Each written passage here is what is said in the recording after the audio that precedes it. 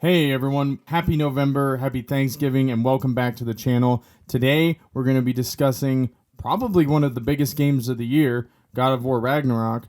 But first, since we're kind of a newer channel and we weren't around in 2018 when the first one came out, we're going to take a retrospective, I think is what you call it, and we're going to look back at that one too. But first, let me introduce my co-hosts. I'm John. And I'm Nathan. All right. And we're going to go ahead and get to this. First, let's talk about God of War 2018, all right?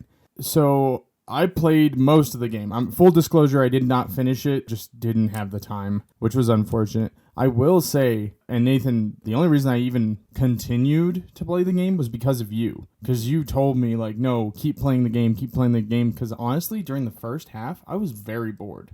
Yeah, I agree with you. I think one of the flaws with the first God of War game is like the first third of the game is really slow. And you don't have all your move sets. You only have the axe. Your levels aren't very high. With the story, not a lot of things happen in the beginning. So I just think that when it comes to pacing, God of War, especially towards the beginning, is just very slow. And the conversations that you have in the boats and stuff, while some of it's interesting, I think a lot of times it ends up being kind of filler. Dude, so it's just kind of like, come on, get on with it. That's yeah, how I I felt. would say like the level of interesting that the boat conversations are like one conversation one time if you combine Well, all of it. well, when you think about it, if you take the original God of Wars and then you take the new God of Wars, there's a significant difference. Yeah, yeah, In you're right. in the first in the first one, it's literally just a hack and slash. You're just slaying dudes the entire time. Nathan, what In the was the new word you one, used for that? hack and slash. So a lot of times back in the day, or even today, games like Bayonetta, Devil May Cry, Ninja Gaiden, those are considered like what some people call it character action or spectacle fighter games. Yeah, Um, spectacle fighter. I like that. yeah, and a lot of, before the old God of War series, a lot of people compared Devil May Cry, the original one, with the original God of War. There were a lot of comparisons between the two. So the new God of War, the 2018 one, definitely kind of changed gears a little bit. It's much more story heavy. Although I will say the original God of Wars, I think, had a fun story. They did. Uh, But John, what were you gonna say about the original God of Wars? Because you were Well, trying to make a point, and I derailed that point. there of course is a story. He wants to get revenge against Zeus for throwing him down from the heavens, and but it's mainly just a hack and slash. Where on the new ones, they're trying to focus more on the story, so they want to give those cinematic reveals and the bonding relationship between father and son. Create a story instead of just have you just fight endless amounts of enemies and have really fun boss fight scenes, and that's it. I think you're right, and I think it's backed up by the fact that if you look at the game settings for God of War 2018, well, the very first setting, like, in the difficulty before you start, is show me a story. And when you read it, essentially it's like super low threat. They're just letting you basically walk through the story of the game. But that is a very far cry from what these games started as, and I wonder if that maybe alienated some of the original fans of the series. it is kind of an interesting topic because for me, if I was a fan of God of War, which I like that game, I wouldn't say I'm a hardcore fan of it, the original ones, but I did like it. And if I were a really big fan, I'd probably be a little annoyed just because the tone of the game is really different. So, but at the same time, it doesn't seem like it seems like instead everyone's kind of revering the game. A lot of people are saying it's the best PS4 game. I I have mean, I my think that own, yeah. Bloodborne, but Well, I have my own kind of like discomfort when people say things like that because like I played, God of War, and like I looked at the like way it was reviewed when it came out. Dude, I would never have given it the reviews that the people at that time were giving it. Even in comparison to the games that were coming out around that time, because you had other games that were phenomenal coming out. And you're like talking about 2018, right? yeah, in 2018. And like even then, like it just seemed like a lot of the reviews were based on the fact that there was a huge fan base for the original games that they didn't want to upset. But also, I'm also a little hesitant every time someone reviews, like a big reviewing area reviews a AAA game, because I have, over the last 20 years of my gaming life, have seen absolutely mediocre games get like, like 10 out of 10, 5 stars, all this stuff. And then like I've played those games and it's just hype. Like there's nothing behind it. And that's kind of how God of War 2018 was for me. I mean, I agree with that. I do think it's a good game though, but it's not like some example of the best video games in the entire industry type game. I think there's too many problems with it. Yeah, there's too many problems. And I think like I could understand it if it were, a problem here and there, or maybe just I didn't like the style of it, but like the pacing is bad. Personally, if I want to give up on a game in the first, like if I get through the first quarter of a game or the first 2 to 3 hours and your game hasn't hooked me, I'm throwing that stuff right in the recycling bin and moving on, because I don't have 50 hours to get engaged with a game unless I've already started liking it from the beginning. It's more like a 20-hour game, but yeah, it is pretty long for that type of game too. Right, I was exaggerating for that, but that's what I'm saying. Like even 20 hours, I could go play another game for 20 hours that I actually enjoy. And I didn't have to play half the game to get to that point where I enjoyed it. That being said, I won't shit on God of War 2018 too much, because it did get better as we went through. I did have to kind of turn my like lover of history side of my brain off a little bit because the story started pissing me off, but we'll talk about that in a little bit. Well, what do you think God of War 2018 did well? So the combat was actually not bad once you got the Chains of Olympus or Chains of Chaos or whatever it is. Like the combat was a little bit, more fast paced, so it was a little more fun. I think the arts, the actual scenery and stuff was actually really cool. I liked the way that they depict Jormungandr. Like he's massive, and like there's a moment when it's the first time you get Mimir tied to your hip, and you call Jormungandr to come to you so he can talk to him. And that changing of like the scale as he moves to you, and you start realizing just how big this thing is. I thought that was really cool.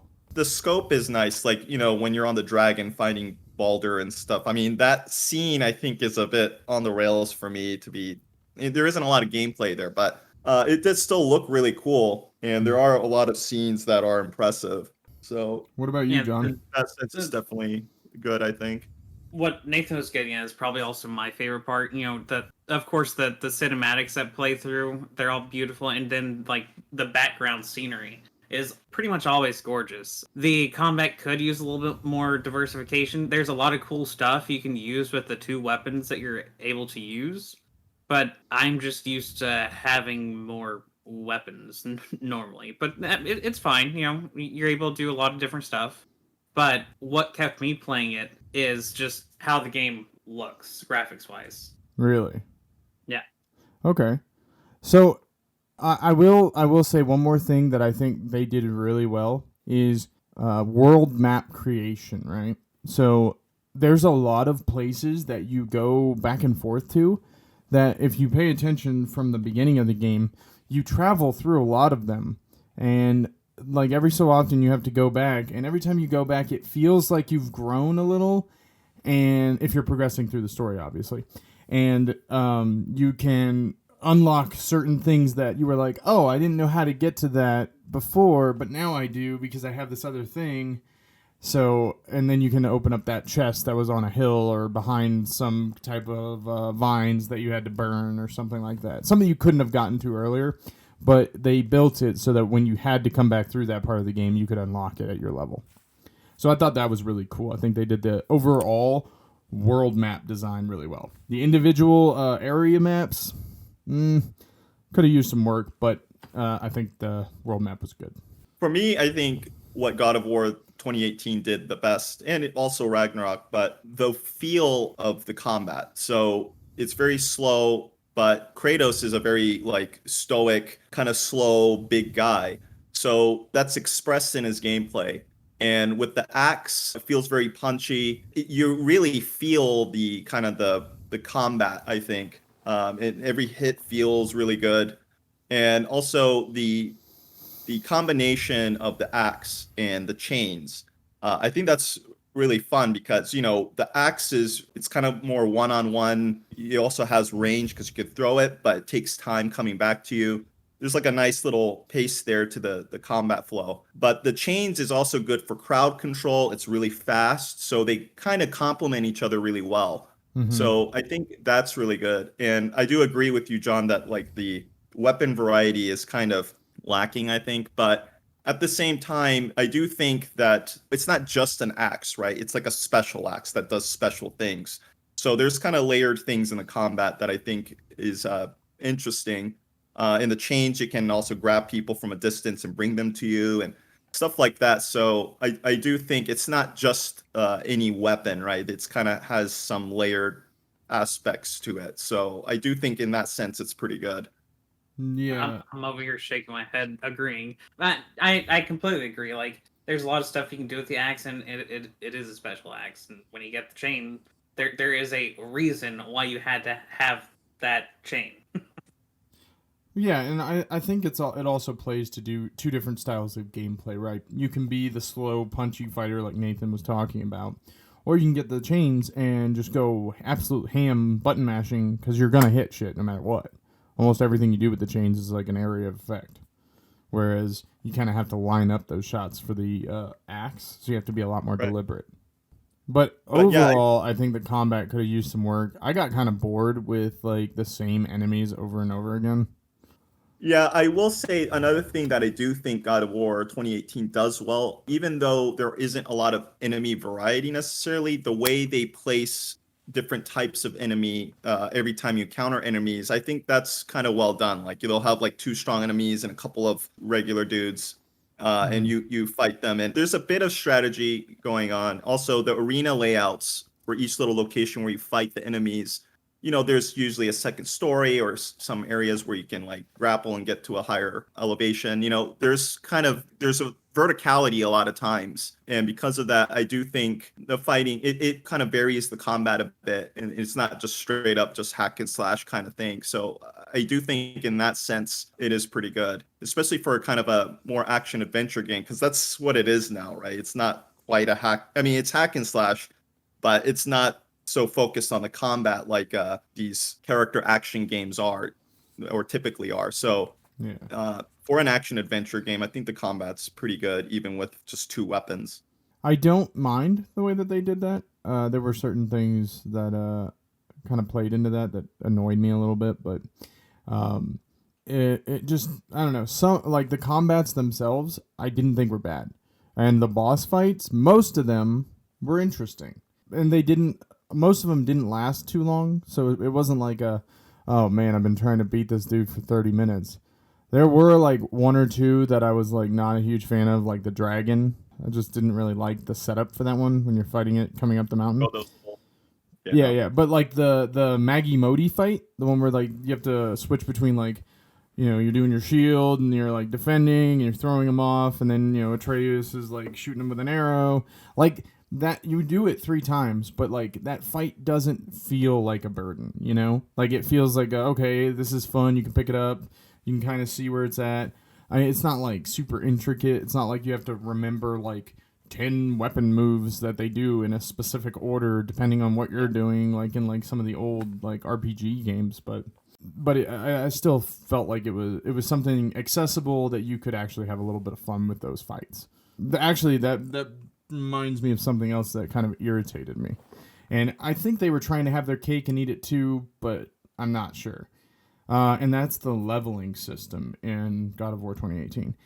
It's dependent upon your armor and how rare or how enhanced your armor is, which I didn't like because like that essentially is just like you're not actually growing as a character, you're just getting stronger equipment. Yeah, it just feels kind of tacked on. Yeah. Um, And it feels doesn't like it. seem to have like a whole lot of purpose other than telling you that you're going to get your butt whooped until you get rarer armor Well, or it more just glyphs. also to me it doesn't make sense, because it's not an RPG game and it's trying to flirt with RPG elements, but it's kind of like, one of the things hallmarks of an RPG that's kind of like action RPG anyways is that you have a lot of weapons. Mm-hmm. So the fact that you only have two weapons and you have this very tacked on leveling system where when I beat the game, I think I was at level 6. I Mm-hmm. mean, and a lot of times RPGs, the high you get is from the numbers ticking up from leveling up. So Yeah, the because you fact love that it doesn't, like oh man, if I get this piece of equipment and I level up to this, I can have this with this, and I can actually take on this boss. There's like a lot of little things that go into it with your leveling, but in this it was just like, okay, I'm level 6 now. Cool. Thank you for telling me I have the appropriate level of armor to go into this area. Yeah, and then also the Atreus leveling system feels really tacked on. I didn't even So remember that he had a leveling system. if I remember correctly, you can change his armor, Oh but yeah, it's yeah. not like it adds anything. There's no leveling on that. So Yeah, it I just didn't. You know what, bro? makes I didn't sense. even notice that. So it's just weird design choices. So like I do think that game is overrated. I think it's good, but I think it's overrated because there's just too many flaws in the game. Oh yeah, it's Pacing, 100% tone. overrated. And that's the thing. Like that kind of makes me mad when they do that to like AAA titles, because it's like, dude, you should be harder on them because they have teams to do that stuff, because they have the resources to make better games. Like if an indie game has some flaws, I might still rate it pretty highly and give it like a recommendation, because it might be a team of 4 people who like labor of love that shit for the last 2 years, and it's like, okay, there's potential here. I should not be saying there's potential here to a AAA developer. That means you have failed. Yeah, pretty much full agreement with you. AAA games should have their act together before they decide to release any game.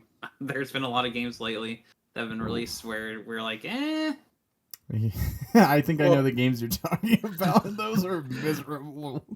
yeah. well, but to defend God of War a little bit, I will say for a mainstream AAA game, I do think some of the risks that they take are pretty interesting. Like, even though the no cutting in a camera is kind of pretentious, I do Yeah. think that it's kind of a double-edged sword. It creates pacing problems because you can't cut out fluff. That's what cuts usually do, right? Is cut Yeah. out fluff and give you new perspective when it comes to camera angles, but it doesn't do that. And because of that, you have to literally watch everything play out, and that hurts the pacing. But at the same time, when you see these cutscenes and it goes straight into the combat and the camera is really close to Kratos, I think it does kind of help with the punchy aspects of the gameplay. It really does feel very like personal to an extent. It feels really good. Yeah. Oh, So okay. I think it So does elevate that. I'm sorry, I didn't mean to interrupt you. Going back, I will add that to the things I liked about the game. They nailed the camera. Like the actual camera of when you're like doing your fighting and stuff, you feel very connected to Kratos when you're fighting. Yeah, although I do Yeah. think that there are flaws with it too, because and from a fighting, I like to play a lot of character action games. So Mm-hmm. for me, the problem with that game is that when your camera's so zoomed in and you have these arrows, right, that tell Yeah. you I if hate those. characters coming from behind you or attacking behind you. And for the most part, I think it works. And the timing isn't too hard to kind of get used to. But when you start getting to the later parts of the game and things start to get a bit more intense and there's more mobs, that starts to create kind of problems because you can't really see everything. And when you're rolling away from like attacks that you can't see, you might miss your roll. The roll also is a bit slow, which they kind of fixed, I think, anyways, in Ragnarok. But the roll is a bit slow, and because of that, you get caught in these situations where it feels a bit unfair that you're getting hit. Mm-hmm.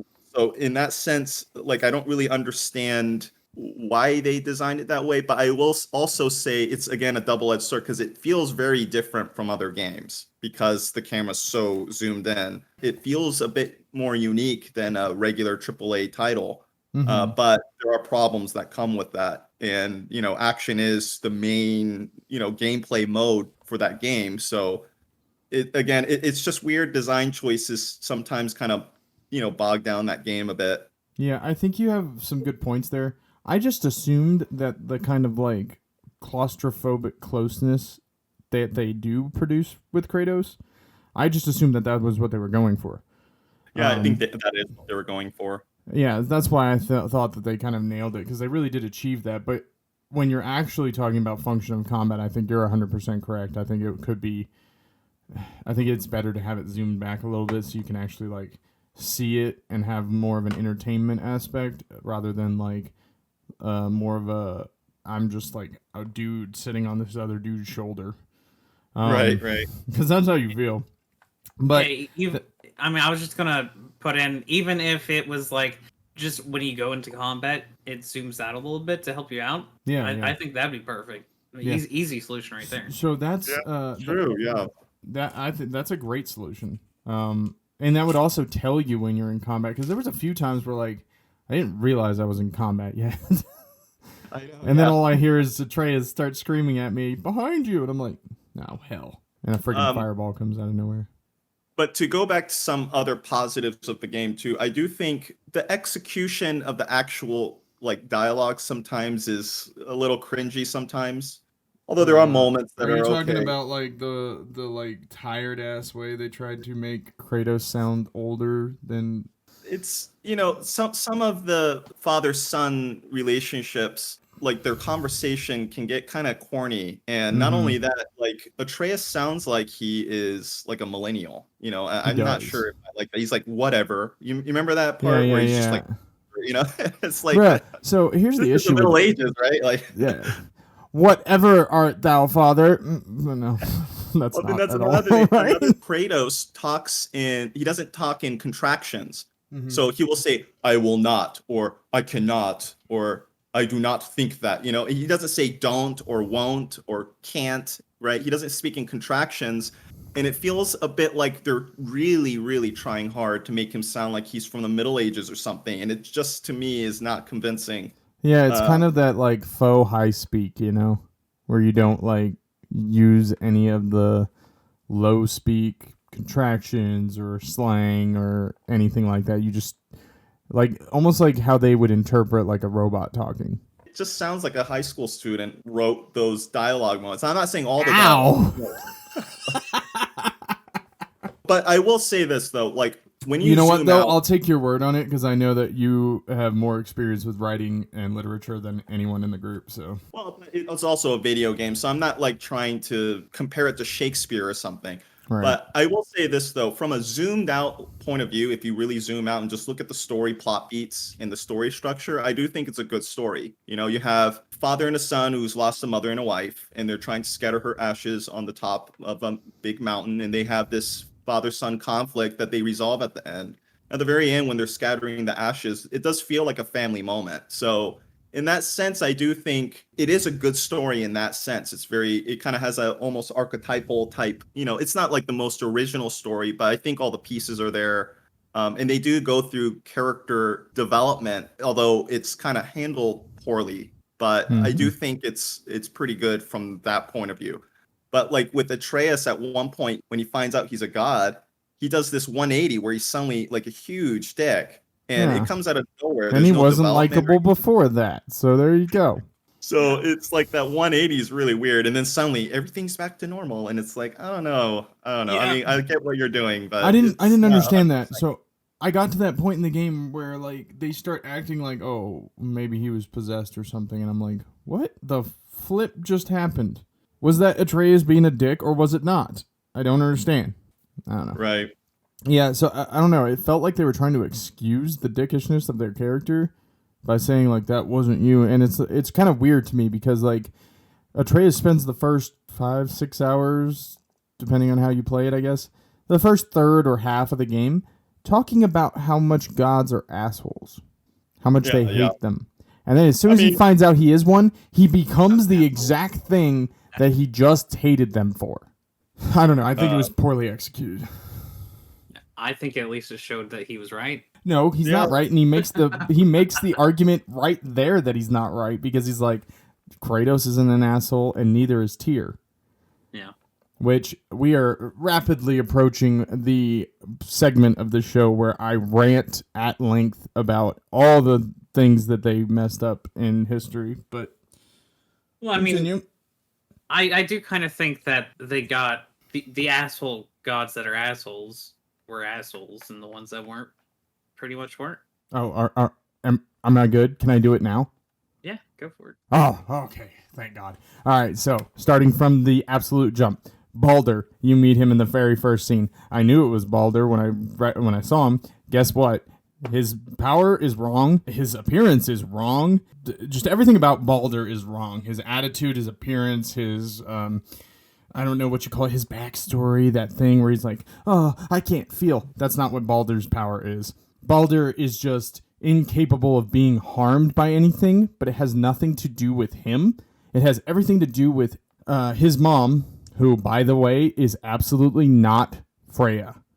So anyway, when he was born, his mom goes around to every element, every plant, every animal, every stone, like all the different things in the world. She goes to them, to basically like the spirits of them, and says, I want you to take a vow that you will never harm my son. And the reason that they all take the vow isn't because they're afraid of her, it's because they love him so much. Everything loves Baldur. He is the god of love and light. He is what everyone, he's that guy at the party that everybody loves, who's like just that super good dude. No one hates him, no, except for Loki. Even some of his enemies are like, yeah, that guy's a good dude. I'd like to fight him, but damn, he's a good dude. Like, that's who Baldur is. So That's like the total opposite of how he's depicted. Yes. Yeah. Now you understand my frustration. So the other part, like his power, is that if a rock gets thrown at him, the rock will stop itself from harming him. So it'll like make contact with the skin and immediately fall to the ground rather than harm him. So it will not allow itself to go any further. Or the gods actually make a game out of it, right? They throw spears and shoot arrows and stuff like that at him because it just bounces off of him. Because those things will not harm him. They choose not to. It's not this, oh, you can beat me up and harm me and I'll just regenerate, or I can't feel anything. That's absolutely not true. Baldur, he can taste, he can enjoy things. They just mess Baldur up completely. And he's very much not a petulant child running around like they made him almost like a pirate from Pirates in the Caribbean, like, oh, I'm cursed and I can't taste and all this. No, that's not how it is at all. In any way. Things just can't harm him, except for mistletoe. And if you've seen the game or played it, then you know why that's important. So, yeah, first things first, Baldur totally messed him up. He does die, and that triggers Ragnarok, though. That is actually true. But we'll talk about that when we get here in the next segment. Freya. Freya's depiction, really bad. Freya is also very attractive in the mythology. Like, everyone and their mother wants to marry Freya, and she's just not into it. It's not because she's not into, like, dudes or anything. She loves one person, and that's it. There was only one person she ever loved, and he died. And that was it. She just didn't want anyone else. Even though she's also a fertility goddess, which is kind of weird, right? But no, she doesn't act anything like she does in the game. She's almost like a Deadpool type character. Like, every time the gods do something, she's the one that's like standing in the corner like, you realize this is going to end poorly, right? And they're like, no, it won't. Freya, just shush. You were right last time, but you're not right this time. And she's just standing over there with Heimdall usually. And they're just like, yep, this is going to end badly. And they're always right. Nothing like Ragnarok. Yeah, exactly. And then Heimdall actually is like well, I haven't seen Heimdall in the game, so I'm not going to talk about him. He's in Ragnarok. Oh, is he? Okay. Yeah. I'm sure his depiction will piss me off there too. So let's go through it. Maggie and Modi, in a lot of the stories that I've read and the accounts, they don't really focus on them very much because they're Thor's sons, and Thor usually takes center stage when he's involved in something. But I've never read anywhere that they're like petulant children, like they're full-grown ass gods. Like, they just go around doing stuff that they want to do. Yeah. So I wouldn't say that they were super off, but I don't know. The one that you actually don't kill instantly upon meeting kind of seems like a weird crackhead. So, Now, I have seen a picture of Thor in Ragnarok, and I will say that is much closer to the actual depiction of Thor. He's not that fat, but like he's like built like the mountain in Game of Thrones, like he doesn't have like a six-pack. He has that like flat stomach thing that most like really intense bodybuilders have, but he's not like obese. He's just like a solidly built dude. He does fly off the handle a lot though. He's very angry a lot. But he's also very measured in it. Like, he gets angry over little things, but then like he also gets angry in like righteous situations, and he just doesn't have a lot of self-preservation when he thinks about himself. So he's just ready to go to combat. He's not overly like concerned about things like safety. If I got struck by lightning all the time, I'd be a little less concerned about safety. And He doesn't get struck by lightning all the time. Oh, that's another thing. Like, so, and this is more of like a cultural misunderstanding thing. The gods in Norse mythology are not like the gods of a certain thing. They are personalities that you get to know and understand. They're not as like closely linked with like the element or whatever as they are in like Greek myth. So like, those gods have like dominion over things. The Norse gods more have control over the thing, but other people can also have control over that same thing. It's not theirs inherently. Interesting. Okay, so we did Freya, we did Balder, we did Maggie, Moni. Who else? Who am I missing? There's someone I'm missing. Mimir. Oh, Mimir. Yeah, dude. Okay, completely wrong. Mimir, he is sent as an emissary to the giants. One of the giants that he's advising gets pissed off and kills him. Odin retrieves his head because Mimir is very wise. He's like the wisest of the gods. He does the whole herbs and like bringing the head back to life thing, and he keeps him as an advisor to him because of how wise Mimir is. So it had nothing to do with Kratos walking up and cutting his head off. That's like, no. Odin didn't imprison him or any of that stuff. One thing I did like, though, was like he seems like the voice of reason almost, and the fact that he's like just the head, right? Which, rationality is equated to the head. Mm-hmm. And he's just kind of carrying him around, I thought was kind of interesting. The other thing is, if I remember correctly, I may be misremembering this part, so if I'm wrong, sorry. I think Mimir is the one who owned the Well of Wisdom. And if that's the case, that's how he essentially gained so much intelligence and such. He's also the one who's the reason why Odin has only one eye. Because he went to him, asked for a drink from the well, and Odin was told that he had to sacrifice one eye if he wanted to gain wisdom. And he immediately does it. So. Okay, that's interesting. So in Ragnarok, Odin is obsessed with, it just looks like a portal that's like, it looks like a ripped realm. But it looks like a green, like floating opening. Like a wormhole? Sort of, but like a sliver. Okay. It's like thin. It looks like a tear. And he says that he's like trying to look inside that, and he needs a mask to do it. So, Atreus essentially goes and tries to get these masks for him, essentially. But he says that he lost his eye because he tried looking into it, and it blinded him. But there's nothing about Mimir or anything like that. It's just, that's how he lost his eye, at least according to Ragnarok. No, he willingly sacrifices it. So I can already tell that they're messing Odin up too. So Odin is as much a crafty, clever fellow who will trick you as he is a warrior god and king. And you need to remember that about him. But his very much primary way of doing things is he loves to collect wisdom. He's very much about it. And he lost his eye willingly. He gave up his eye for wisdom, for a drink from that fountain. Then he sacrifices himself to himself by hanging himself from the World Tree and stabbing himself in the side. And he hangs there for 9 days and 9 nights in order to reveal to himself the underlying magics of the world, which is where he gets the runes.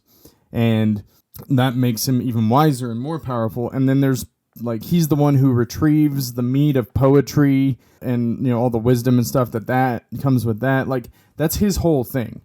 He's the wise all-father, and he's usually not super petty. Like the game that I was, or God of War 2018, they make it seem like he's very petty. He's imprisoning all these people. Oh, Tyr. Hard left turn, but we're going over to Tyr. So Tyr is a god of justice. He is not canonically dead until Ragnarok, so I don't know why he's dead in the game. What he does have is one missing hand, though, because the Fenris wolf bites it off. But yeah, so I don't know this thing where Tyr is the only one that has like some weird good relationship with the giants, and like there's all this other stuff. I don't know what all that's about. Most of the gods in some way do have a relationship with them. Like Loki has a mistress who's a giant, and that's how the world serpent, Fenris Wolf, and Hel, who is the queen of Hell, the realm and her are named the same, or I think the realm got named after her, Helheim. But yeah, so those three are their kids together. So, and that her name is Angrboda. And so Tyr's stepdad is like a giant, but like Thor goes and hangs out with him, and they go fishing together, and he almost kills the world serpent there. Like, yes, they fight each other, but it's not like they're always fighting each other in that sense. Now, if you're talking about like the trolls or something, then yeah, they like every time those are depicted, Thor's murdering them. But So Tyr is actually in God of War Ragnarok. Oh, he is. By the way. Yeah, essentially he does have his hands and stuff, but there's like a twist that kind of changes how you look at Tyr. It is interesting hearing what you're saying because it is very different from how the game depicts these North mythic people. Yeah, and you can tell that it's, dude, to me, when I'm like the level of detail that these people had in like, they literally, for some of those like big panel door opening things that you find throughout the world as you go through the game, those have actual like depictions from the sagas. They ripped them straight out of the book and put them on there, and you're like, if you knew all of this stuff, why did you do this? Well, why did you bastardize these characters so badly? Like, you had to have known these very basic things. Like, the stuff I'm talking about is not like, 8 layers deep into the mythos. Like, if you've heard some of the very general stories, you would know any of these things. An effort to introduce a new character into it all? Yeah, but I hate that thing where it's like, oh, let me introduce my fanfic OC called Kratos, and he's going to be the reason for everything that happens in the Norse myths. And it's like, dude, just use the material that's there and create a new one. Well, to be fair, though, God of War as a series has a history of that, too. Because, I mean, when he kills Greek gods, that's not in Greek mythology, Well, so I'm not as familiar with the old ones. I would be interested to see. I'm not as familiar with the old games. I'm very familiar with the Greek myths. So I would be very interested to see how they mess those up too. Maybe one day I'll go back and look at them. Well, I will say this, though. Like, the original God of Wars, I did like the story. It has this kind of... It's just all anger and revenge, and it's just fun just kind of fighting all these Greek gods and stuff. But, it didn't really take itself so seriously either. Like, the story was good for what it was, and it felt kind of lighthearted, But with the new God of War, I think because it takes itself so seriously, like some of the criticisms you have with how it treats Norse mythology, maybe that is kind of accentuated a little bit more, Sure. The only other thing I will say is that I think their color palette also kind of and this is something that they did that was kind of cool. They used a different color palette and to like match Kratos's different style in the new games. So in the old games, everything had like that really like browns, reds, hot feeling to it, from what I saw anyway. And then in the new one, everything has that like blue tint, like cool, very like he goes from being fun and full of revenge, to being kind of a regretful person. So I did think that was kind of cool. It's like a visual. Dark and serious. I don't know about that. He's about as mysterious as a plank of wood. But well, so what would you say? What's your final verdict for God of War 2018? My final verdict for God of War 2018. You haven't finished it, but it sounds like you got really close. Yeah, I did. My final verdict is that you need to do some makeup work there, God of War. Maybe figure out exactly what you're trying to do. I would say if I had to rate it, or just I don't want to do a rating. Let's do a recommendation, right? If I had to say, would I recommend this game to someone? Unless you're a hardcore fan of God of War, and even then I'd be cautioning you, I would say no. Because I do not like having to play through that many hours of a game to figure out if it's good or not. Like I should be Okay, enjoying the process early on. okay, I mean that's fair, I think. What do you think, John? Yeah, I think it's very fair. It's hard to play through a game that's like almost agonizing until you get to where it becomes like a deep, rich story to enjoy. Like the boss fights start really lame, and they get better, and that goes along with the story also. It almost feels like there's not a lot happening at the beginning. You're just on an adventure to go to this land of the giants to scatter some dust, smashes. I mean, not dust. And problems present themselves, and you're wondering why. And then finally, the story fleshes out, and you discover I just blanked on his name. Mimir. No. The Oh, Atreus. no, the antagonist. Oh, Baldur. Baldur. There you. Thank you. I don't know how I messed that one up. I And don't you either. finally discover why he wants to kill you, and he doesn't actually want to kill you. He wants to kill Loki. Oh, okay. So I didn't get that far. No, Baldur wants to kill Freya, his mom. Yeah. I was Yeah. about to say maybe that changed, but And then because even after several warnings, Baldur still tries to kill Freya, so Kratos kills Baldur.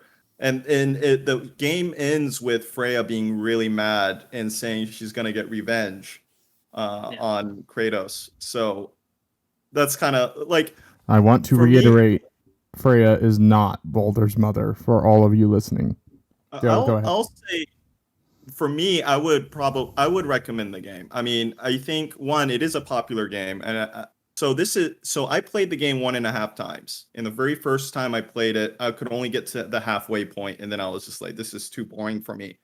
But I played it again, and I finished the game, and I enjoyed it way more the second time. And I feel like I see the hype a bit more. One is that axe is very cool. Like I think as a weapon, it's very cool, and it's not something you see a lot in video games. And it feels very unique and different, especially for a AAA game. Because let's look at other games that are action adventure games. You have stuff like Uncharted, Tomb Raider, Last of Us, and all those. The gameplay is kind of what you'd expect in an action adventure game. The only action adventure game that's kind of like God of War that I can think of that's similar is like Darksiders, and the combat in God of War I think is much better. So the thing is, even though there are some low points in the story, at least the execution of the story, I do think that because of the camera and the way it just follows their entire adventure, it does feel like it has this big climactic moment at the end. I think the gameplay is like okay with the final fight, but I do think it kind of has that epic ending that people want in a video game. And that kind of feel of the game where you really feel close and personal with your enemies, I don't think there are a lot of games like that. And the graphics are obviously very good, and it has a pretty interesting look. I think the game has tonal problems because that's not what I think of when I think Middle Ages, but it does have an interesting look to the game. So I mean, overall I would recommend it. Okay, so that's what, 2 nay, 1 yay. Mine's more like a both. All right, we got 1 fence sitter and 2 in opposite directions. Okay, so let's go ahead and transition then from God of War 2018, and we're finally talking about God of War Ragnarok. Now, again, Nathan, I think you're the most experienced with this game, so why don't you kind of give us like your initial feelings about it, what you thought when you started playing that one. Okay, so God of War Ragnarok. So I did beat it. Oh, nice. Yeah, I beat it. It took me about 33 hours, 35 hours, something around there. Okay, so that's an improvement from the first one, though, right? Because the first one was like 20 hours. Yeah, and I would say I've done about half the quest. So there's more to the game that you can enjoy. So I'll start with this. So right now you have the Game Awards, and you have the Game of the Year selections. Ooh, you're right. 6 games. Wasn't God of War on there for like Game of the Year or something? Yeah, so there's 6 games on there, and let's be honest, the 2 that are really competing for that title is Elden Ring and God of War Ragnarok. Well, hold on. What were the other games? So one was Stray, another's Plague's Tale Requiem. Oof. Then you have Horizon Zero Dawn or whatever the new game's called. Oh yeah. So And then Horizon Zero Dawn was the old one. It's whatever the new franchise Horizon one. Forbidden West, I think, something like that. Forbidden West. Yeah, it's not my kind of game, so I haven't played that game. I mean, I'm sure it's a mainstream game, but I'm sure it has its fan base. Yeah, I mean, if and you guys want to hear us talk about that game or its previous ones, leave a comment, and maybe we'll get around to it eventually. But I don't remember the sixth one. What was it? Stray? I heard a there's little one- bit about Stray. People really liked Stray, but it's a very indie game and also kind of niche, so I highly doubt that that's going to take Game of the Year.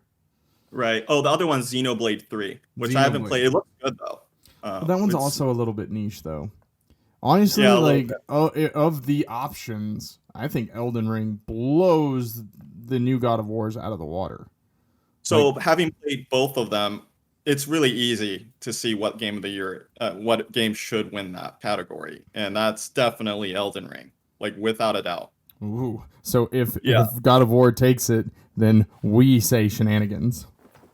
Well, yeah, I think very obviously so. I mean, dude, they're not even comparable. And this is what I would say after finishing and beating God of War Ragnarok, spending a lot of time with it. And if I had to describe that game in one word, it would be boring. It's- Ooh. I think it's an incredibly flawed game. It's super overrated. And while I understand the hype of the first game is way better. Oh no. Way better. And there are and I can get into the reasons why.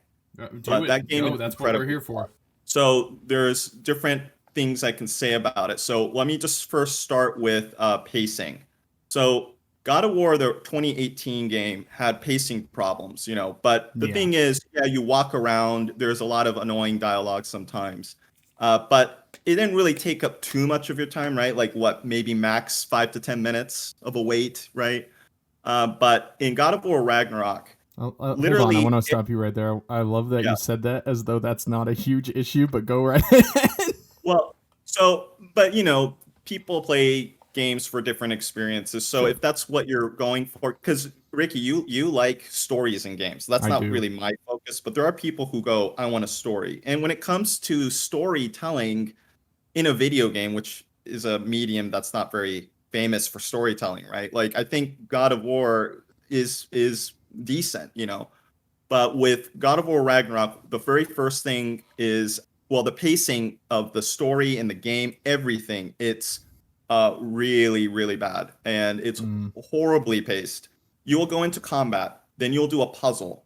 And then the puzzle will take a long time. Then you'll have a cutscene, and then you'll do the action stuff. And then it's just kind of like there's too many pauses to the gameplay. And there'll be these long cutscenes back to back. And these puzzles, while they're definitely more in depth than in the first one, it really feels kind of like Uncharted, where it's like, okay, it's puzzle time. Okay, now it's action time. Okay, it's puzzle time. But the thing is, with Uncharted, it was better balanced. It fit the story a bit better. And in this case, it is all over the place. The pacing is just awful. And when you're walking, you walk for so long. Like if you thought that God of War 2018, you had to walk a lot and do nothing, you just push up on your controller, you're going to do that maybe 5 times more in this game. Oh no. And how I would describe this game is like essentially all the things about God of War, it's like they times it by 10. And the problem is that yes, they tweaked some of the things that made the game good, but everything that was not good about it, they didn't polish that or change it. They maximized on that too. And dude, I just think that there's a lot of reasons for that pacing problem, but I'll just kind of break down a couple of points because I could go on and on about it. Like one is, I think the best example is when Atreus. So in this game, you can play as both Kratos and Atreus. And Ooh, don't like that. yeah, there's some problems with that too. But with Atreus, there's a scene where he has a dream and he goes into the Jotunheim or whatever it's called, Jotunheim? the land of giants, and meets this girl that you were talking about, Agrophobia or something. Angrabotha? Yeah, Agrabotha. Why Like, does he she's meet like- her? Because she's like tells him of like I guess the prophecy or something, and they kind of figure out what's going to happen in the future. They're playing with the idea of fate, and she's kind of like the person who kind of tells Atreus what that fate will be. Okay, so I have a quick question. I didn't finish the first one, obviously. Atreus is Loki, isn't he? Yeah, he's Loki. Okay. And I will say that there's I'm going to out. be some spoilers in this game. So Oh yeah, if yeah. you, Spoilers coming up. so Okay, so essentially he's meeting his boo thing, because that's what I guess. Angrabotha is. She is the one who births the. Hold on. What? How does he meet? That doesn't make sense unless there's like some Doctor Who timey wimey bullshit going on, because the World Serpent is the child of Loki and Angrabotha. As Well, is but Fenris Wolf, as is Hel. like I don't know the Norse mythology, but I am just going to judge it by its own terms and what they presented in the game. So when it comes to, there's a section in that game where you're hanging out with her and it looks like a Disney Channel episode. Like all the colors, there's all these like she throws around these like powders, colored powders, and they the ground gets all colorful like you're playing Splatoon or something. And tonally it just doesn't fit what you'd expect in a God of War game. And the Dude. things that you're doing is like collecting stuff. They're like fetch quests. And this isn't just for 30 minutes or something. This is for like 2 hours. Nope. So not you're playing. doing the most boring thing for 2 hours. Why do you do that? I don't know, because they don't develop that plot line ever. You don't know why she's important in the story, really. There's no twist or character development of any kind related to that female character. So it just feels tacked on, and it's like, okay, why did you purposely ruin the pacing by adding this? I just don't understand. Do they like go back to that a lot, or is it like a one and done? So another problem with the game is that their balance in the storytelling. Like they get really detailed on really mundane things that I don't really care about, and then later they're not consistent with that level of detail. Because, for instance, when you're walking around, characters just show up out of nowhere, and that female character we were just talking about, her little friend, right, the painter friend type thing with the paintballs, like she just shows up randomly toward here and there out of nowhere, and she doesn't really add anything. She doesn't really. It's just kind of like, what's the point of this character? And that's another thing with the game is the story. And there's a couple of points here. One is, this game dangles this carrot called Ragnarok to you the whole time. So you think, oh man, this game is going to be epic. It's going to be about experiencing Ragnarok. Well, Ragnarok, when you actually get to that section, and by the way, there's prophecies of Ragnarok and stuff like that. So they're really hyping this up throughout the game. And then Ragnarok, when that happens, is the very last chapter, and it lasts maybe an hour. And you're in this like rocky terrain, and you're not in a city, or you're not in some epic location. You're just in a rocky mountain fighting regular enemies, and then you fight Thor and Odin. That's it. And it's really underwhelming. And it's nothing like the first God of War, where it felt like it was building up to some epic thing. It doesn't feel like that at all. Hold on. The whole game is called Ragnarok. Yeah, I know. So it doesn't make sense. It's really, and I think a lot of people. Can I ask you real quick? Spoilers for people listening again, but I'm just going to reiterate that. Do you kill Thor and Odin? So, this is how it goes. So, it's kind of hard to explain because there's a lot of like plot points here, but essentially you fight Thor, and then essentially Kratos convinces Thor not to keep the fight going, right? And that we have to be better. That's like a straight line from the game. So Thor, stops for a second, decides not to kill Kratos, and then Odin comes in and stabs him and kills Thor. And then right after that, essentially you fight Odin. And both of the boss fights are, Odin's a little better, but they're kind of underwhelming. They're not as epic as you'd expect. It's not as epic as the Baldur fight. It's just, and then when you kill Odin, essentially what happens is Atreus, I think, traps his soul in this little ball thing. It's kind of it's a long story, so I'm not going to go too much in detail, but he traps him in this little ball, his soul in his ball. And then one of the blacksmiths, the guy who's not blue. Brock and Sindri. Yeah, Sindrick. Sindrick comes and Sindri. he smashes that ball and kills him. And it's kind of like, again, it's like that's the conclusion. Like, compare that conclusion to the first God of War 2018, where you snap Baldur's neck, right, and you kill him. Which do you think is more epic? The snapping of his neck, obviously. That's more in your face and brutal. And Yeah. like this game is giving tones of wanting to be serious and brutal, but like that even more so. That gives that that what was it, the Splatoon thing that you were talking about, that 2-hour section of this game that's 30 hours. That makes no sense. Like tonally, that's a huge issue. Yeah. And it has tonal problems. I mean, the first game had that, but not to this degree. Like, again, there weren't moments in the first game where you felt like you're watching a Disney episode, channel episode. Yeah, I mean, it never seemed to like break character in that way. Well, the story is all over the place, and it's not satisfying at all. And imagine at a certain point, you realize that the story's going to go nowhere. It's about halfway through the game. Oh. You start realizing this is a mess. And now imagine knowing that, and you're playing through the game, and it's just talking, walking. You know what I mean? And it's not the same as the first 2018 game. And there's besides the plot problems, another problem is the singular camera with no cuts.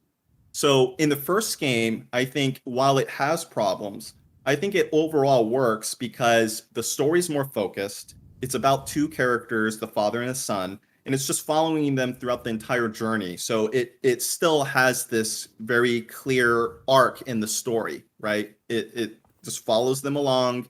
At the very end, you have this conclusion. You feel like because of the singular camera, you're really close to Atreus and Kratos and their relationship. Well, in this game, the problem is that there are points in which Kratos and Atreus take different paths, and you play as both characters.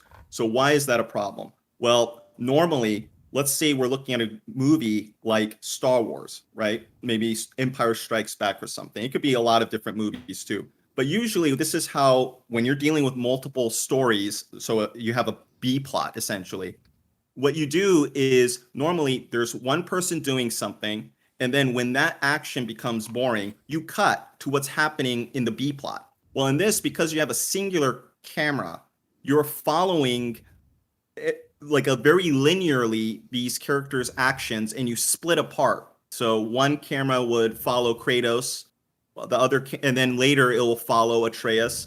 So because there's no cutting, it doesn't feel as epic in the story because you're not just transitioning immediately to what's happening in the other side of the story. Here's what's happening in B plot. Here's what's happening with the main plot. There's no smooth transition between those two. So that kind of linearity, while you're trying to have this broad story and big story, I don't think it doesn't work. Not with that technique. You're using a linear style of storytelling in a huge epic story, and it just doesn't work. And that also creates pacing problems, and it just doesn't make sense to me. No, so that sounds like an absolute mess. Yeah, it is, because it works with 2018. It does not work here, and it just comes across as a bit pretentious.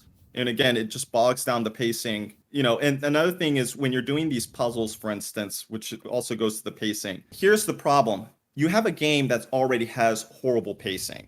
And a lot of people online are complaining about how Atreus would solve the problems for you before you even have a chance to really look at the puzzle.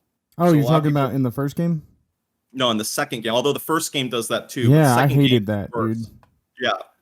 So the problem is they kind of have to do that, because if you don't have someone who tells you how to solve those puzzles very quickly, it would hurt the pacing to such a degree it will come to a screeching halt.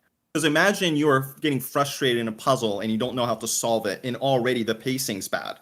Mm-hmm. You know what I mean? Just quit playing. Yeah. So actually, that's why I did quit playing the first one and then you like halfway in, and you were like, no, you have to keep getting a little further before it starts picking up. And I was like, Right. fine. That's the only reason I did. But it sounds like 2 is just even worse. I think it is because, and here's the other thing. So the RPG elements, when you look at games like Dark Souls or Bloodborne, one of the things that makes it fun to explore is that the items you get are really useful or valuable, right? Yeah. You can unlock you can find a new weapon. You can find Or new you can gear. improve your weapon constantly. Like, what was it? Getting, what are those fucking shard things called in Dark Souls? And you just like keep improving your weapon and making it better and better, so you can use that same style. Yeah, and you can change the element of the weapons and stuff like that. Well, Which also you can't. you can devote your souls, which are basically like currency, experience, they're everything, and you can say, okay, well, I'd rather have base level, of holiness or whatever. Yeah. But there isn't Right. that. Like, if you No, there lose your isn't. really cool item or if you take off that cool item that had a shitload of runic on it, guess what? You don't have a lot of runic anymore.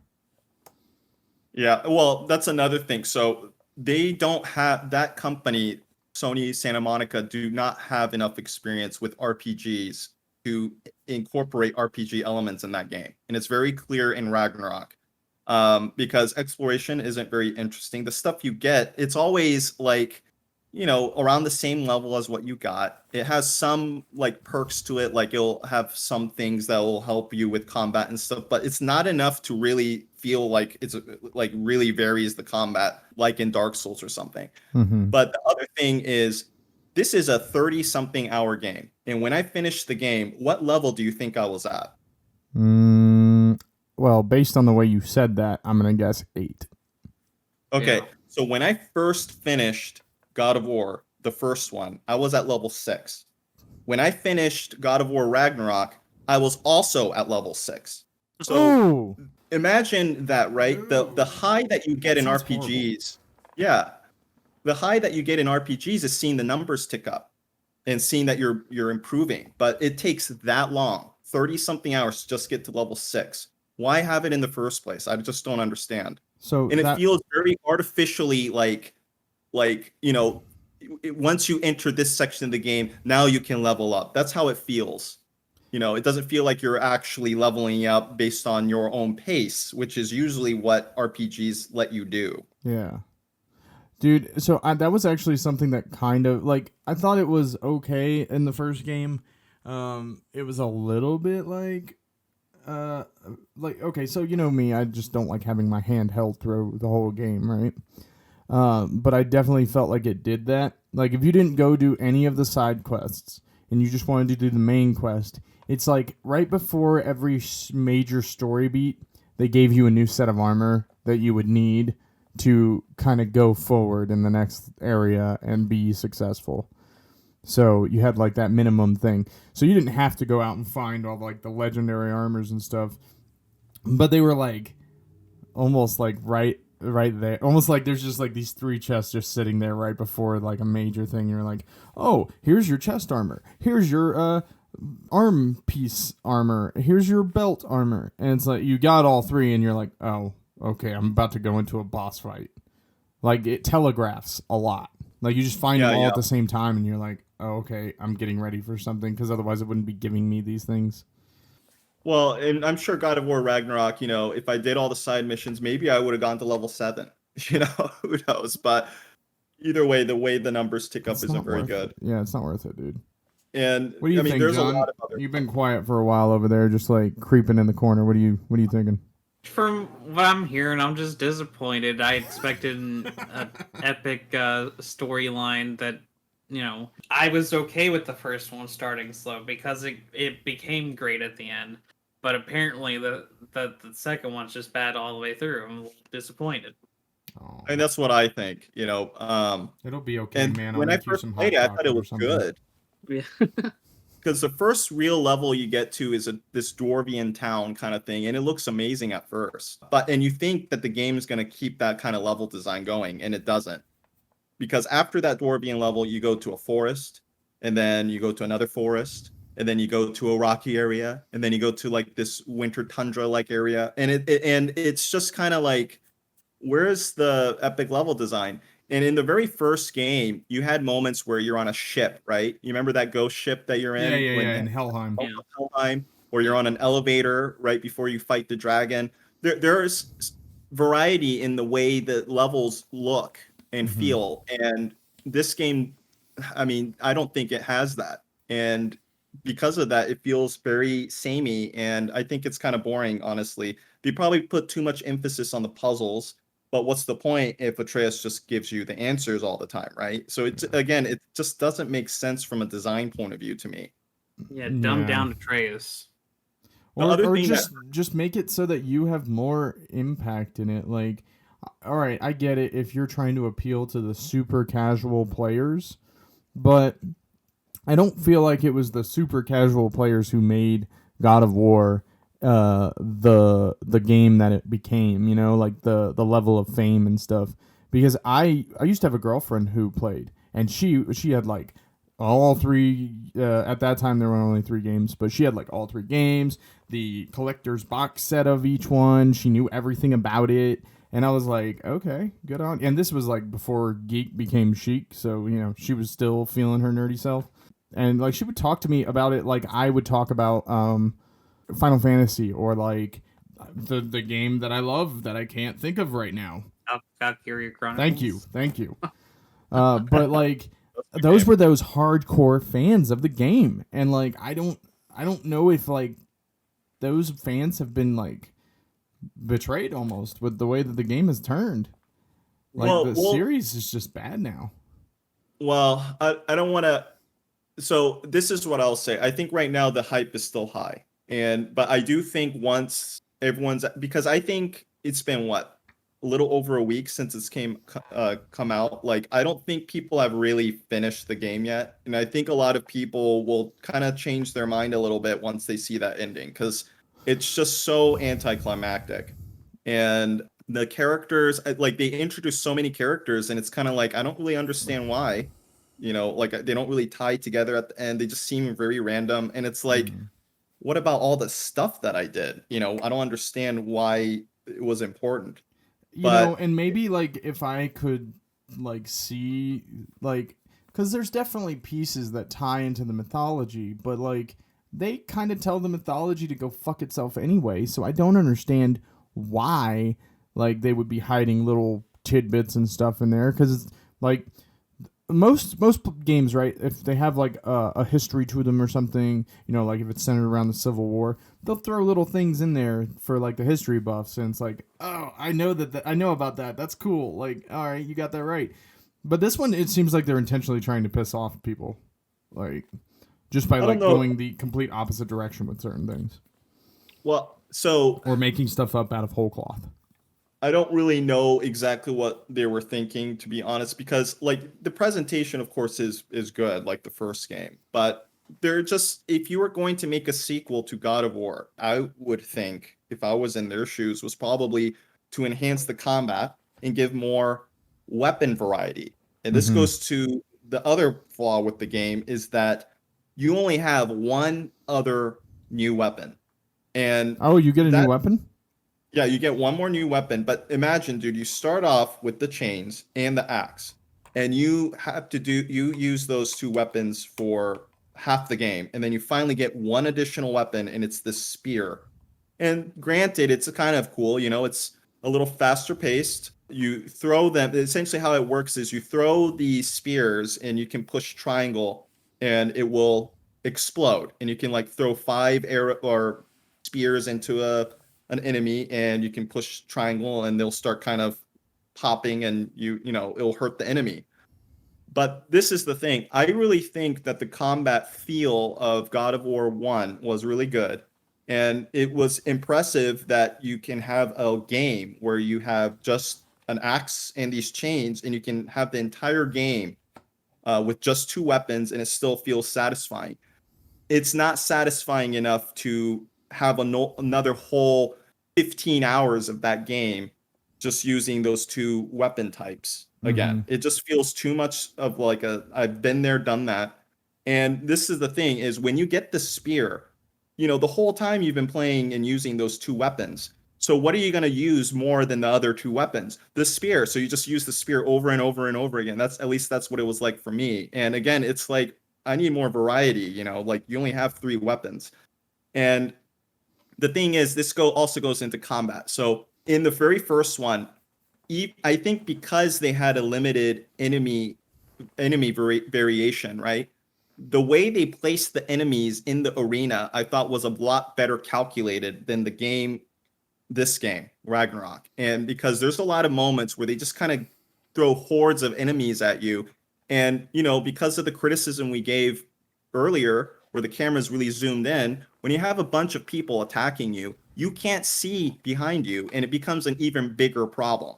And I don't understand why they didn't think that part through, but I just think the enemy placements aren't very well thought out as God of War 1. The other thing is so these fights can get really intense. And the biggest thing, dude, in a fighting kind of game, an action game, that's really important is when you switch weapons, it has to be fast. It has to be instantaneous. That's just the norm. And in this case here, if you are using, let's say, your chains and you want to get to your spear, the animation where they switch the weapons is way too slow. And it's annoying when you're fighting, you want to use another weapon and you're getting hit because the animation to change your weapons is too slow. That's infuriating to me. And it hurts the gameplay a lot. Yeah, I can see how that would be like, I don't know. Like, I think I would probably stop playing because that just seems like such a flaw. What were you going to say, John? Real quick, just because I'm curious, on the spear, you only talked about throwing it. I'm kind of curious as to, like, if the actual combat moves, like, are you thrusting the spear? Are you slashing? It's what you'd expect. You'll thrust, so you can, if you push R1, you'll do fast thrust, and if you push R2, you do kind of like a sweeping attack, so it's a bit more wide. Okay. So normal spear stuff. Yeah, normal spears, but the benefit is you can also throw it and explode it. So that's the new like layered element to that weapon. Okay. But this is also the other thing is with the first God of War and how I always saw God of War, the new series anyways, is that punchy, slow, methodical, powerful kind of fighting. But the spear is kind of fast and light, and it's just one of those things where it's like, I think it would have fit God of War more, this newer series, if they had a slower, more calculated type weapon as the third weapon, if you only had 3. So that's not to say the spear isn't fun to play. Like, it is, but it's just not as interesting as the new weapon you got in 2018, which was the chains. I mean, that was like, oh, dude, I can't believe this. This is like the old God of War weapon. This is cool. Like, there was hype behind that new weapon, which you just don't have with this one. The spear it's kind of cool. It's not as cool as the chains, right? So yeah, I think Kratos could have benefited from like a claymore or like a huge ass warhammer. Yeah, that probably would have been cool. So I'm gonna jump in on this. I actually think the choice of weapon was correct. The style of which it was executed was poor. If what you're saying is correct, because you have your punchy, heavy-hitting weapon. That's your axe. That's the slow thing. You have your light, fast area crowd control weapon. That's your chains of chaos. The spear should have been somewhere in the middle. It should have been your middle ground. It's a faster but not as punchy or not as fast. It's for that not as fast but not as hard hitting, but not as weak, but not as slow. You know, it should have been that middle ground between those two weapons, and it didn't. From what it sounds like, it doesn't achieve that. Well, so the spear adds another long range element to it. So you can really throw a bunch of spears. I think it's like 5 or 6 at a time you can throw it, and then you can detonate it. So it kind of has a long range aspect to it. It's longer range than the chains. It's longer range than, well, I mean, the axe is long range, but you can't throw multiple at once, right? Because it takes time for the axe to come back. Mm-hmm. So it's a long range type weapon, but it's also kind of like a fast and pokey weapon too. So you can do like a lot of quick. It doesn't deplete the health bar of the enemy as quickly as the axe, like in big chunks. But because you're hitting enemies really quickly, it is possible to do do some significant damage depending on how many times you poke at the enemy. But I think overall, like, even though there is more enemy variety also, they're not really that varied in terms of the way they play. There are some, but it's just kind of, I'd expected more, you know. And the funnest new enemies to fight are these little like dragon type creatures. I think those are really fun to play, but that's kind of about it with the newer ones, you know. Okay, so we went ahead and we rated the first one. I didn't play it. I'm gonna tell you right now. It sounds like I'm not going to. But how would you recommend the new game, Nathan? It's hard to say, you know, because personally, no, you know, but at the same time, you know, a lot of people like the God of War 2018 game, and if you're a fan of that and you just kind of want to play more of that, I mean, it might scratch that itch, you know. But I think this is what I'll say. I will say that the direction that they headed in, I just don't agree with it. You know, I think the story should have been tighter. I don't think they should have had different paths for the characters to take with a singular camera. I think that they should have focused more on creating newer weapons, especially if they have an RPG style element to the game, and exploration's a big thing.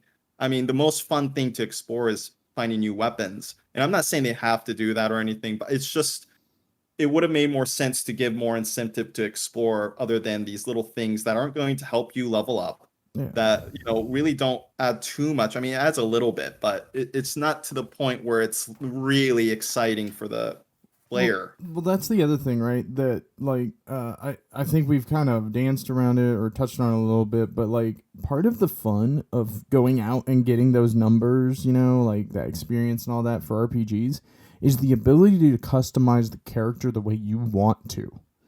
Like, you Right. can only customize Kratos to the extent that you can add a couple runes or a little trinket or whatever onto existing pieces of armor, and those existing pieces of armor are the way they are. So, like, you can't just be like, well, I wanna go ahead and just, you know, raise the base stats this way, and, you know, then I can work around the armor. No, you are dependent upon the armor you find. So if there's a piece of armor that has stats that you want, you may never know it because you may never run into it. And it's like, oh, do I have to go searching through this entire world just to find the one piece of armor that I really would like to enhance the way I play this game? No, absolutely not. From what you're telling me, I'm never going to play the second game. It sounds like trash. Sorry. I'm also very harsh on AAA developers. You have enough money and a big enough team. Like, you should have tested this. John, what do you think? Sadly, I'm kind of in agreement. I haven't always enjoyed the God of War games, but yeah, it kind of seems like I'm not going to spend my time playing Ragnarok. I will say, you know, I can see myself playing the God of War 2018 again. Yeah, same. But I don't see myself playing Ragnarok again. So Yeah. that's essentially my Okay. stance. I think it has too many problems. All right, so it sounds like we're actually in agreement on the second game. Yeah. That's disappointing. And I hope that the fans of this series are not like, I don't know, man. It's always sad to see like an episode in a franchise that's that big just be that disappointing to the fan base, you know. But here's a quick question: what do you guys think we should title this episode? God of War Ragnarok is disappointing. That's so fun. God of War Ragnarok, the Ragnarok of this series. You know, maybe I'm being too harsh on it. There are some things. Honestly, bro, I don't it think does- you're being harsh enough. I think you're trying to be gentle with it when it doesn't deserve it. I think you should just start fucking beating the shit out of it.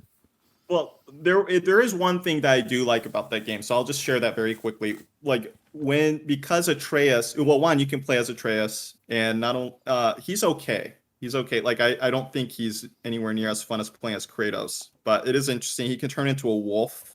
That's cute because he asked about that in the first game. He's like, "Can I turn into animals?" And Kratos is like, "I don't know." So that's cute. Yeah.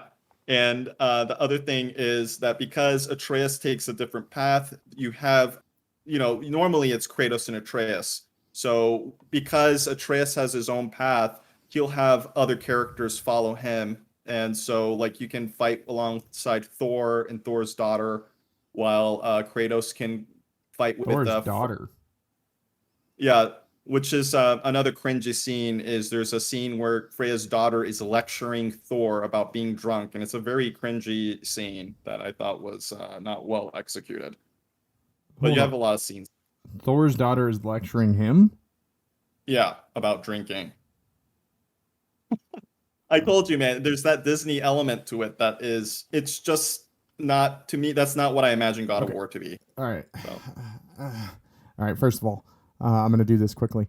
I don't remember ever there being a daughter of Thor. And second of all, nobody lectures Thor except for Odin, usually. Loki kind of does it until Thor, like, threatens to break every bone in his body every morning of every day for the rest of eternity, and then he usually shuts up. So that is one thing that I am kind of just in the back of my mind. I'm just curious about, like, the timey-wimey shit that's going on, because if Atreus is Loki and Angrboda is in the universe, they're both there, but they're children, yet Jormungandr, the world serpent, is full-grown, chilling on the lakeside, you know?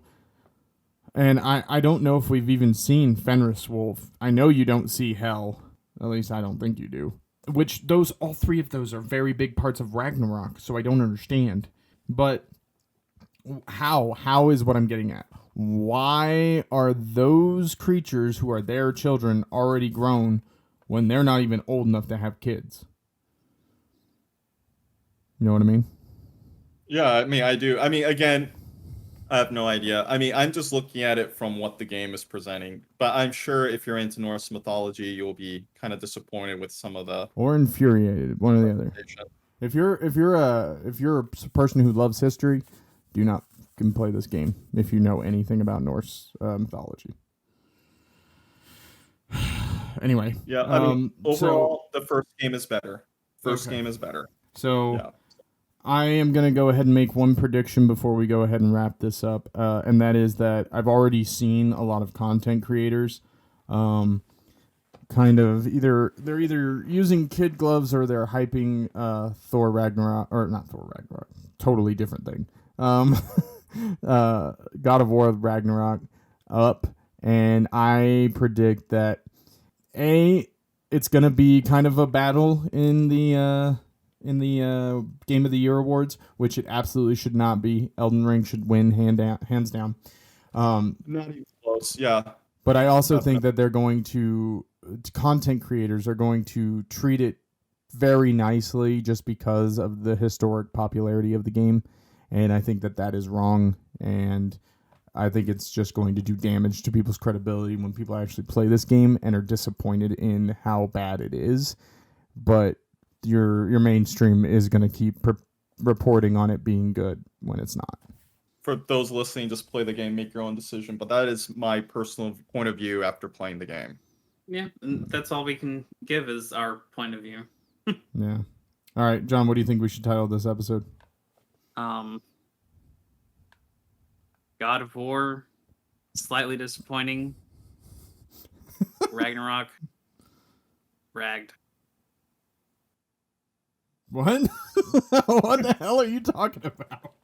Okay, well, until next time, guys, that's the show. I know that some of you are a little disappointed, much like I was, but there are still some great games coming out early next year, so hopefully there's something in the future to look forward to. Until next time, give us a like or subscribe or whatever it is that you can do for the podcast wherever you listen to it. Definitely leave us a comment if there's some other games that you really want us to go over. And we're glad you came, spent your time with us, and we'll see you next time.